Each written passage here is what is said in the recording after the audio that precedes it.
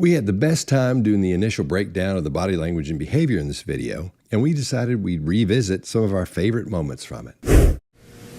Okay, I know this sounds silly, but it's probably the easiest way to start, is just to tell me what happened. And then, so you can start what makes the most sense to you, and we'll just work our way through, and I'm going to ask you a bunch of questions just to kind of clarify. Sure. So I know you talked to the initial patrol officer. And he just got information. He didn't say anything.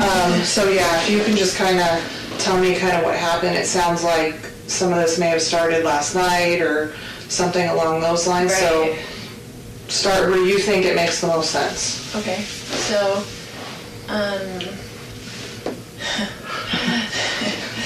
I told you, it's a crazy question. Well, so we moved into this house 3 weeks ago because he offered to get me a house here where all my family is. So we were in Houston.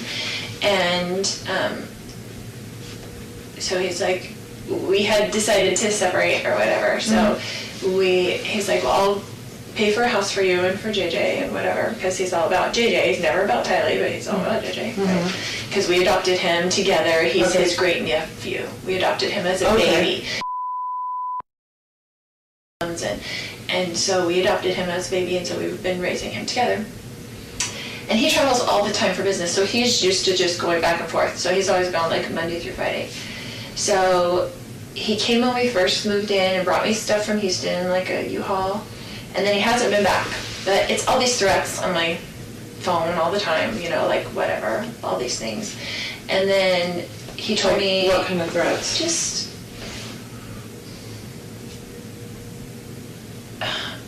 You'd have to read them to see, but he's always mad at me, right? And he doesn't want a divorce, but I don't like him and don't want to deal with him, so that's just how it is. So we married for 14 years, we dealt with it for 14 years, of him being horrible to her. Like, he gets in huge fights with her, a lot of things. But anyway, so he said, I'm coming Wednesday night, all of a sudden. I want to see JJ. And I told him, I said, I will never keep JJ from you. You can come see him whenever you want to, come take him to school, whatever. Like, I'm not going to do that. All right. Mark, what do you got? Yeah, okay. Look, some simple things here. I would suggest she's minimized rather than maximized. What do I mean like that? Well, she's taking up as minimal room as she can rather than maximizing the room that she takes up, the space that she takes up. We'll see her minimize even more during this. In fact, we'll see her minimize over this in a way that I've never seen before. A baseline change, which is probably the biggest I've ever seen in my life. Abdomen is concave as well, tucked in, again, protective. Blink rate is high, I would say, even for somebody being interviewed in this way. So blink rate is already, I think, quite high as a baseline. She's forward in her chair though, so she's interested. She's paying attention. Though that could be something to do with the concave nature of her abdomen as well. You know, curled in here for protection. Very active hands, very active descriptors, lots of symmetry, but lots of asymmetry as well. One last thing on this, that emphasis on 14 years, 14 years. We married for 14 years, we dealt with it for 14 years. Seems that she wants some kind of approval around that, or certainly wants us to pay a lot of attention to this idea of 14 years. Greg, what do you got on this one? Yeah, Mark, I love the fact you start off with baseline because we're going to see fantastic baseline deviations from this. And I always say the organism does what made the organism successful. This woman is a queen of what she does. And we're going to watch her through here, walk down. She doesn't do chaff and redirect. She does chaff, chaff, chaff, and disparage victim. He doesn't want a divorce, but I don't like him and don't want to deal with him, so. We're going to watch it. It goes on and on and on. If it was chaff and redirect, she'd be giving you something to go after. She isn't. She's just talking until you let her go the next path, and she disparages the victim. For those of you who are read method folks, guess what? She's telegraphing what she wants to hear from you. So that's a great opportunity for us to talk about read method as we work through here. There's a really smart guy I know who talks about planes and talks about passion planes and grotesque plane and truth plane. Watch the planes in this woman. She starts off locked down. These barriers are beautiful. She's got barriered, has her hands between her knees. And you can tell, I'm going to start by calling her Big Lori, Little Lori as we go through this whole thing. It's a very different personality. She's apprehensive until she finds out what to expect. And in the 80s, there was a song called 'Cause I'm Blonde. I have a feeling this woman has made her lifestyle on that because I'm blonde. And in the lyrics to that, the woman would say, BLO, you know what I mean? She would finish no sentences. She would just trail off. And we see that a lot from Lori. She starts off with front of mouth talking and increased blank rates, which we indicate means stress. And she's being solicitous to the person who's talking to her. Then when she realizes what's going on, the sides of her mouth are pulled down, her forehead's up and nodding. That's all intake, data intake. And that's a frown of understanding is all it is. But when she tells her, start where it makes most sense, watch that blink rate fade. Boom. And then she goes to M. She's delaying confrontation there. She leans and eye blocks and gives some nervous laughter. And we're going to see that a few times in this thing. This is probably one of the weirdest ones we've seen to yet. And I think, Mark, you might be right. Baseline deviation, buckle up. This is a good one. Scott, what do you got? All right. This may be my very favorite one because we're looking at a straight up, in my opinion, psychopath. And I'm going to go through why I think so, why my hypothesis that she is one as we go through this. Mark, you nailed it. I don't know what else to say about that. Let's see what's important. She laughs in every video except two, except number 3 and number 4. She laughs in every one of them. We're talking about someone who has just seen her ex-husband killed or was there when he was killed, 2 or 3 hours ago? And she's so calm. Everything is just fine. It's like she's just come. It sounds like she's at a teacher's meeting. It sounds like one of her kids got in trouble and she's down there talking about that, but the kid didn't get that much trouble. But they said, come in, we need to talk about this. This is what this sounds like. The interrogator does such a fantastic job with this because what a psychopath does is they try to mimic the person they're talking to get to engage them. We see a lot of romancing here where she tries to mimic the interrogator to get the interrogator to like her. It's fantastic. But the interrogator, I think she knows what's going on because some of these things, as we go through this, I'll point out some of the things where you go, she understands what's happening here because she's asking this or she's doing this. She does some classic, like you were saying, Greg, read technique stuff right down the line almost. And she does a great job at those. You can tell she's done it 100 times. But Lori hasn't had a chance to structure her story yet.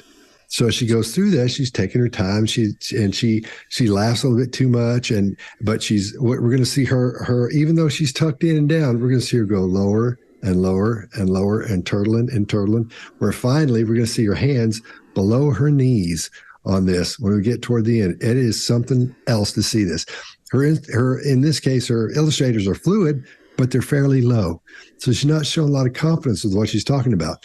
I know the fellow you're talking about, Greg, for the truth playing things, a friend of mine, known for quite a while.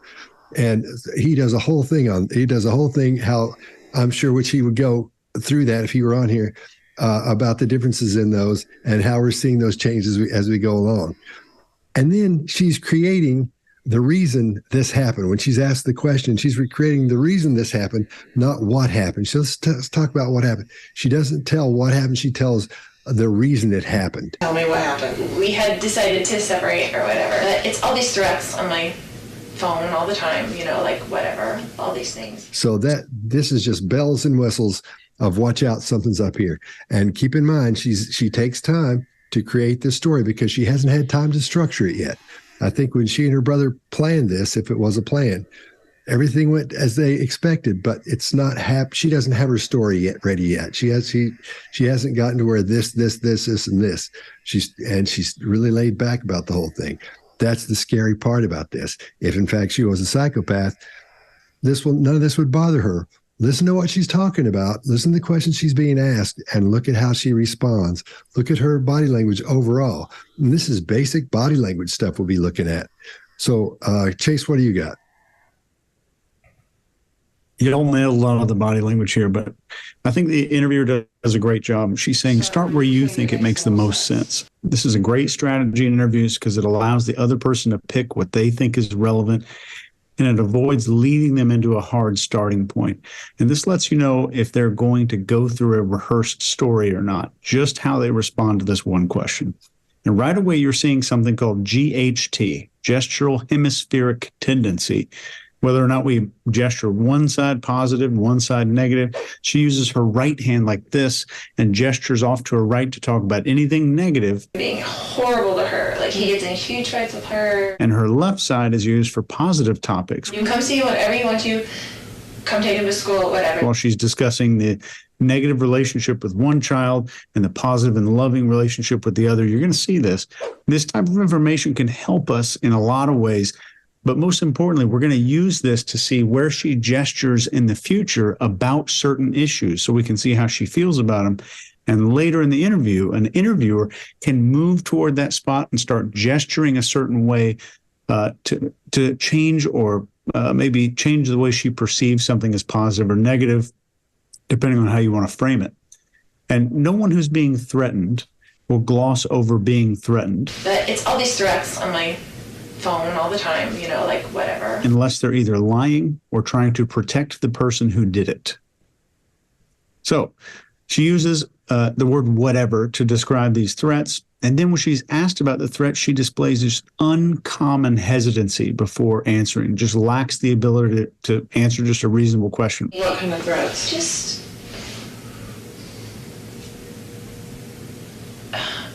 you'd have to read them to see, but And at the end of this, you'll see more of this left and right GHT data coming up. When she's saying horrible to her, she's using her right hand again and even pointing in that direction with her thumb. And this is a very valuable data to an interviewer. But you can use this in any conversation that you ever have to identify these critical indicators like this.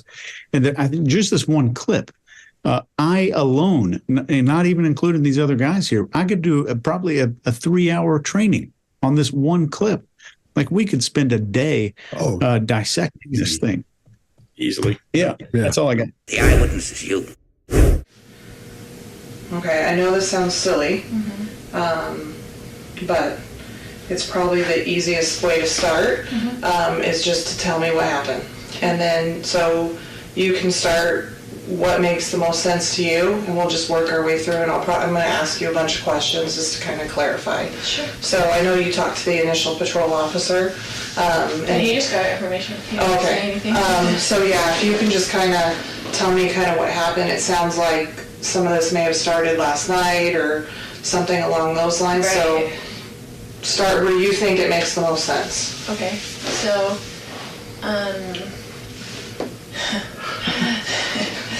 I told you, it's a great question. well, so we moved into this house 3 weeks ago because he offered to get me a house here where all my family is. So we Okay. were in Houston. And so he's like, we had decided to separate or whatever. So he's like, well, I'll pay for a house for you and for JJ and whatever, because he's all about JJ. He's never about Tylee, but he's all about JJ.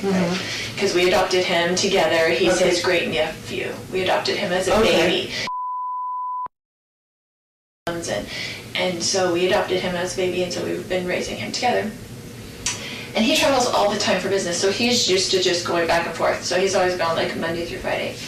So he came when we first moved in and brought me stuff from Houston, like a U-Haul, and then he hasn't been back. But it's all these threats on my phone all the time, you know, like whatever, all these things. And then he told me... What kind of threats? Just...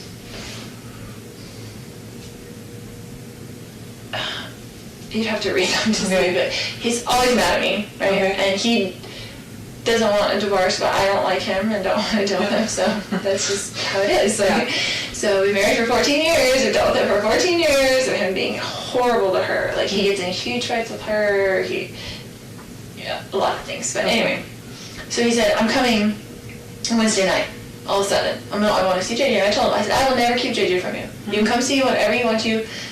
Come take him to school, whatever. Like, I'm not going to do that. Do you remember what your husband or your brother were saying or yelling during all of this? If they were at all? Just kind of get off me, ow, or whatever. They were like, don't talk to my niece about whatever. Like, it was, I don't remember specifics, but they were kind of in the heat of it. I don't think there was many words that I remember. So Tylee goes outside. Yeah, she was outside. And then what happened? Then they got up from that, and my brother had like stepped back, I guess, and then Charles was coming with me to that and yelling at me to give him his phone still, because I had it in my hand. It was all really quickly, and then when I went around kind of in the circle, then my brother was there. When you said when you were going around and he was coming at you with the bat, how was he holding the bat?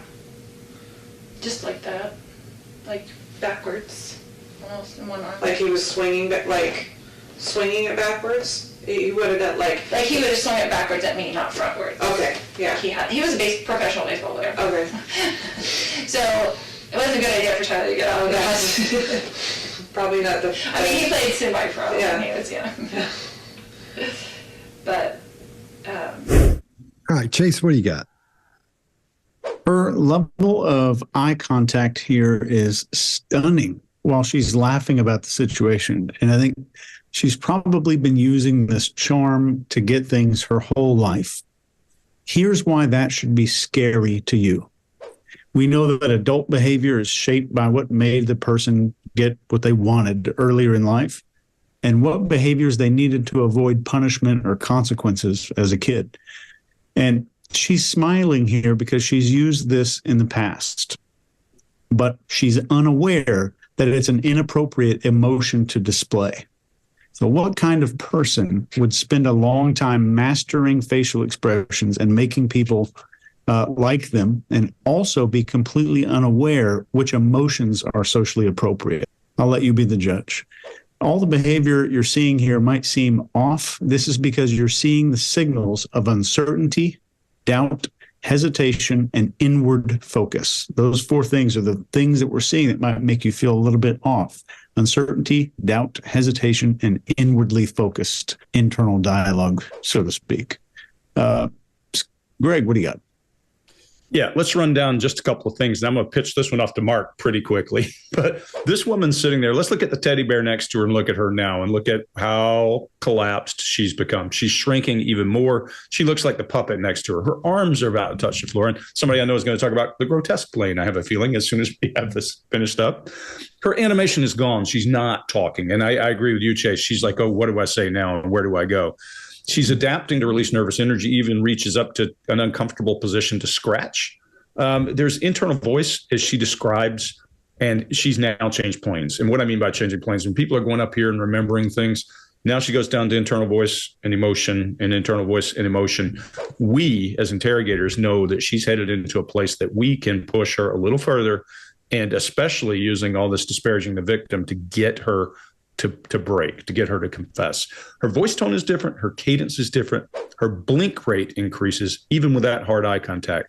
When she does that, trying to understand the question, she opens her mouth. I see that, I live in a part of the country where we make fun of people who hang with their mouth open when they're paying attention to something very tightly. We call it mouth breathing. I think she's doing a little bit of that as her circuits are heating up pretty hard. Mark, is this grotesque plane or is it just This is very definitely grotesque plane. I also think she's got very long limbs as well. Her fingers are incredibly long as well. So she is long-limbed, I would say.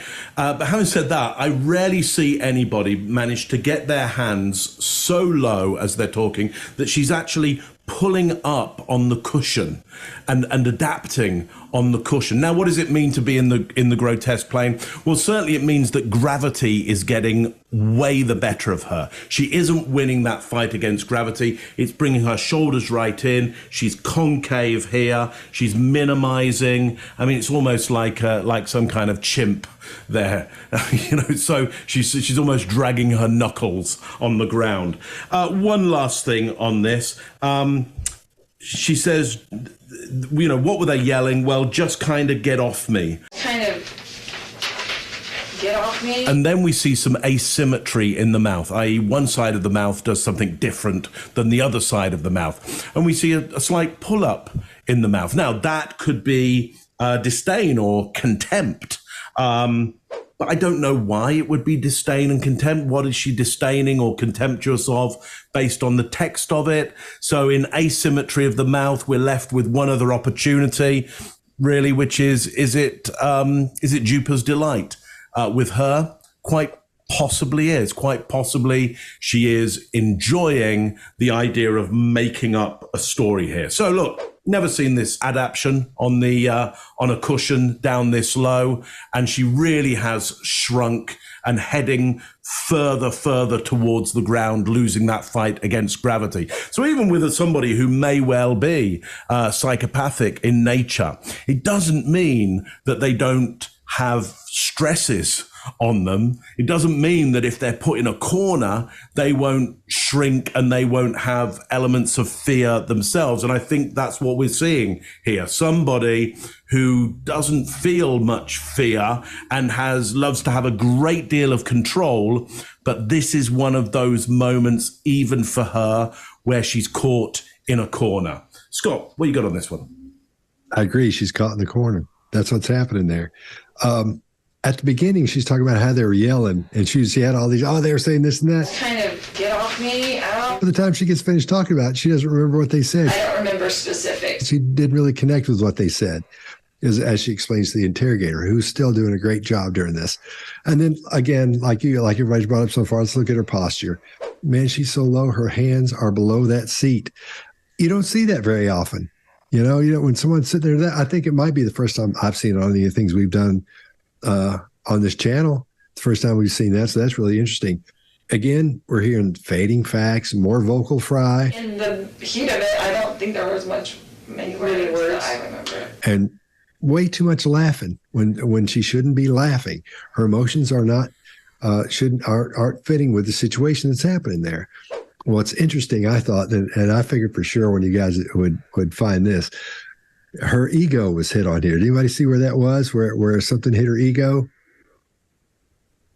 No? Okay. When she talks about him being semi-pro. He was a professional baseball player. Okay.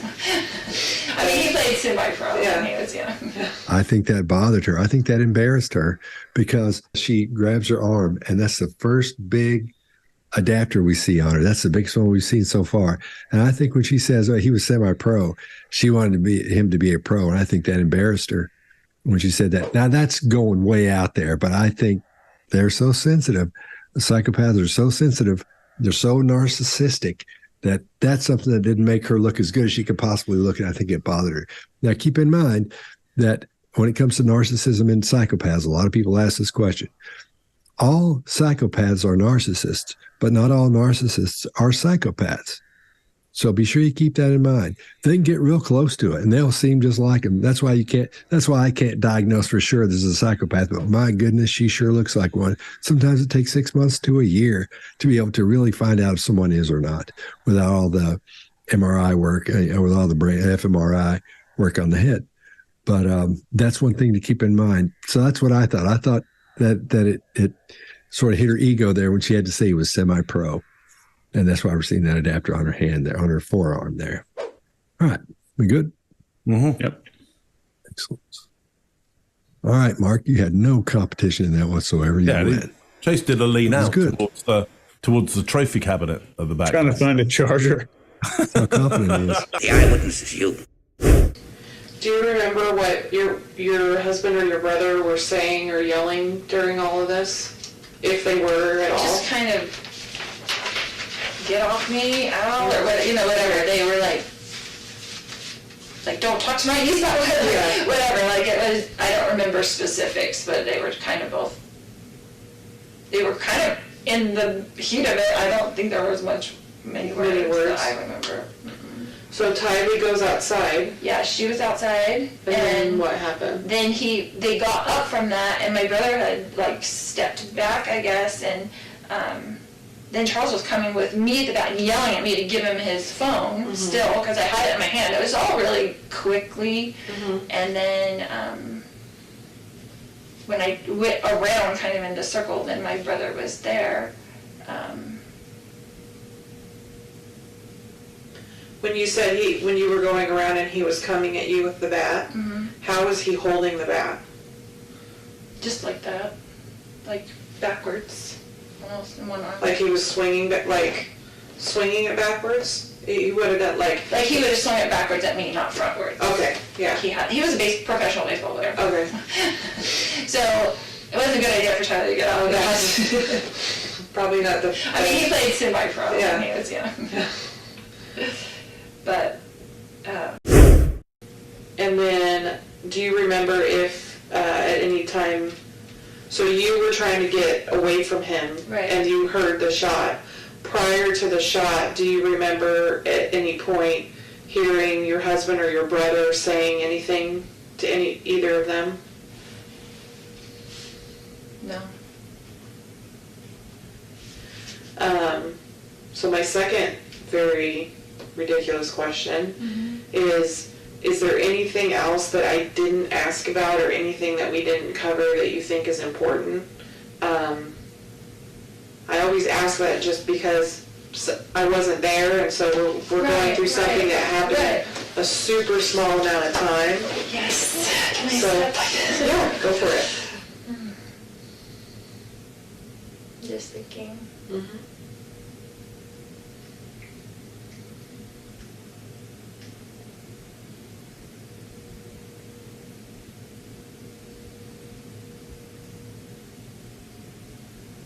Just that.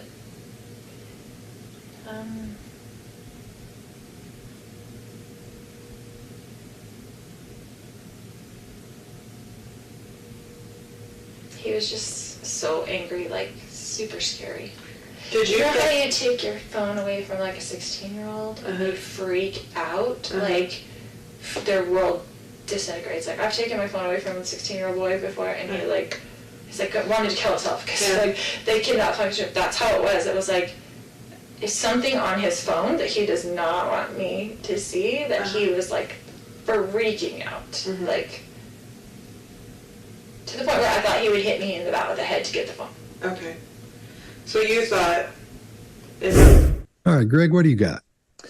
Yeah, we're back to small Lori again. She has the threat identified. Her eyes are locked. And we call that Romancer and True Crime Workshop, but it's simply paying all attention so you make sure you don't lose any opportunity to convince the person. She adapts to a leg bump at specific questions. Her blink rate is through the roof. She's shrinking and turtling more.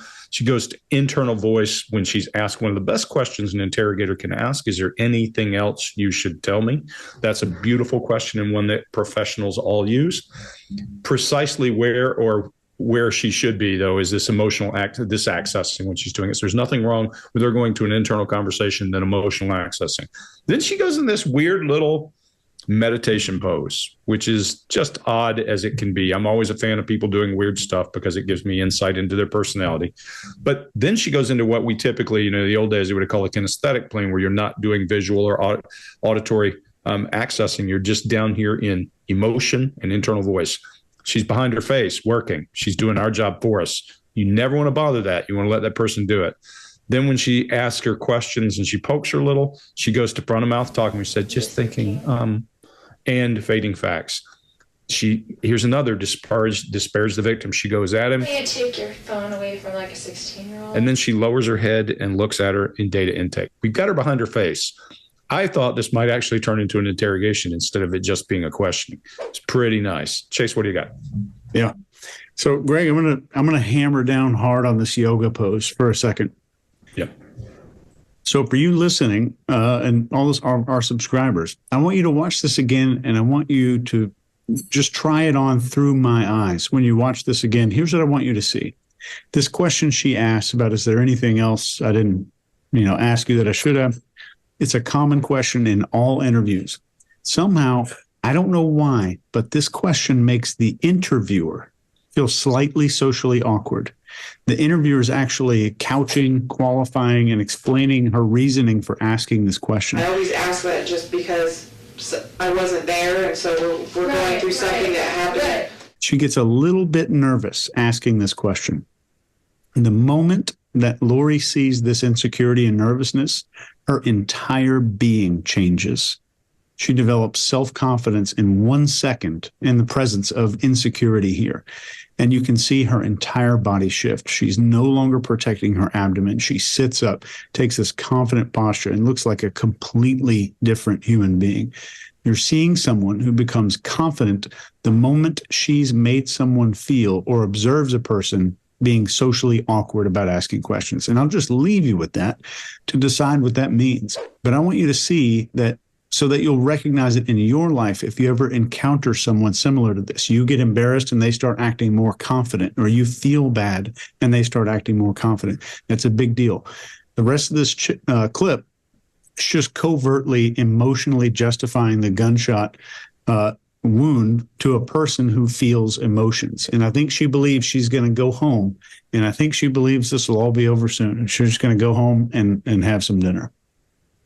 That's all I got. Mark, what do you got? Yeah, here's what I got. I think this is the biggest change in baseline I've ever seen. The only thing that might be as big is there's one interrogation out there or interview out there where they leave the room and the subject stands on their head. I can't remember who it is now, but Jodi Arias. Okay, Jodi Arias. Which that's a big change in baseline, because all the rest of the interview, her head is pointing upwards, and then in that part of her interview, her head's changed. I mean, that's a big change. In this particular case, we see her legs disappear completely and come up off the ground and into the chair. That's really quite significant. I like your theory about it, Chase. I really like that. Look, whether that theory is accurate or inaccurate, we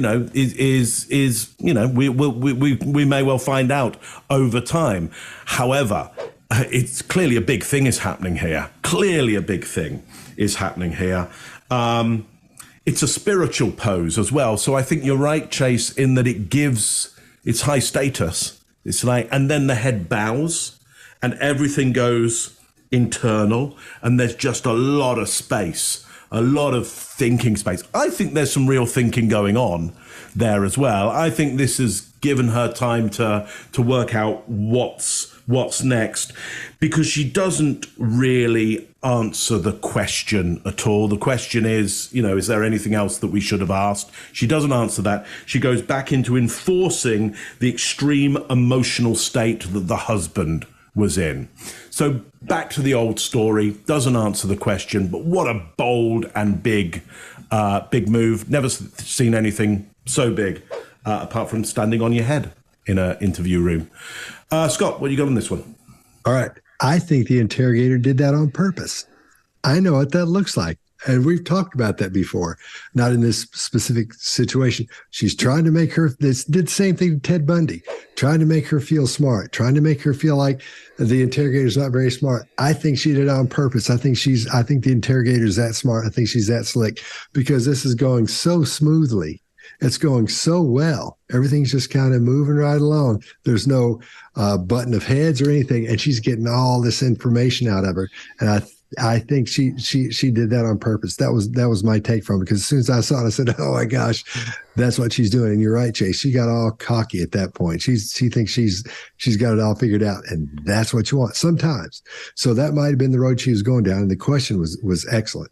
And you're right, Greg. It's the is there anything you haven't told me that you feel like you should tell me? I use that when I'm talking to entrepreneurs. When I get hired to go talk to entrepreneurs, these guys are getting ready to invest in, and they say, go talk to these people, see what's going on over there. As I talk to them, I say, I'm here just to talk to you and see what's going on. You want to make it feel like it's the last thing you want to ask them, but when you're about 3/4 of the way through, that's when you scoot that one out, because that gives you that extra time to work on all that. If they say anything that's weird or out of pocket or something you didn't expect, you've still got that time to talk to them about it.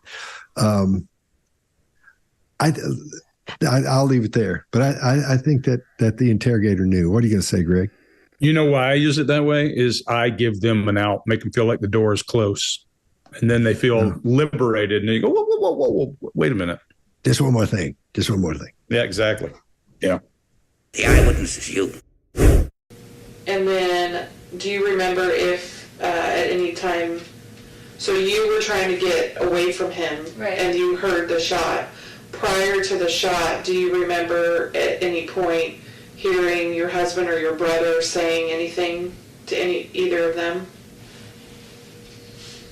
No. So my second very ridiculous question is there anything else that I didn't ask about or anything that we didn't cover that you think is important? I always ask that just because I wasn't there, and so we're going through something that happened a super small amount of time. Yes. Can I So, step? yeah, go for it. Just thinking. Mm-hmm.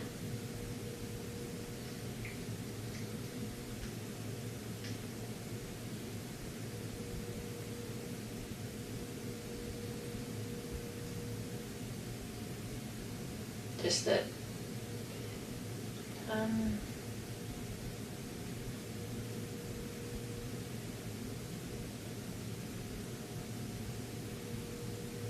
He was just so angry, like super scary.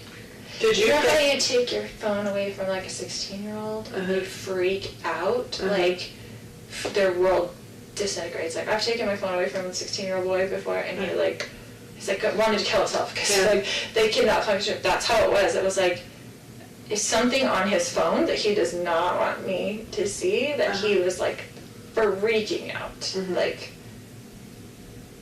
to the point where I thought he would hit me in the back of the head to get the phone. Okay. So you thought. So what do you got?